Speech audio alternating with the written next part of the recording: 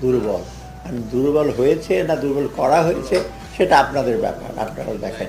খুব ডিফিকাল্ট হচ্ছে আমাদের জন্য লোকবল বা এইসব। তো এই প্রেক্ষিতে যেটা আমরা বাজেটটা করছি, তবে একটা জিনিস কিন্তু আমরা পারফরমেন্স যাই করেছি হয়তো আপনার সবগুলো আমরা বলি না, কিন্তু আপনি দেখবেন যে আমরা যে সমস্ত অর্থনৈতিক ব্যবস্থাপনা এবং যেগুলো নীতিগুলো দিচ্ছি মোটামুটি কিন্তু দেশে আমার মনে হয় আপনারা কিছুটা অ্যাপ্রিসিয়েট করেন, হয়তো পুরোপুরি করেন না।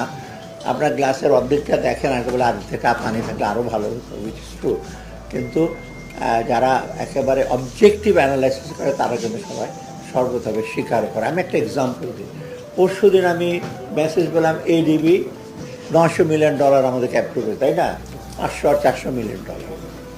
গতকাল ওয়ার্ল্ড ব্যাংক $500 মিলিয়ন অ্যাপ্রুভ করেছে।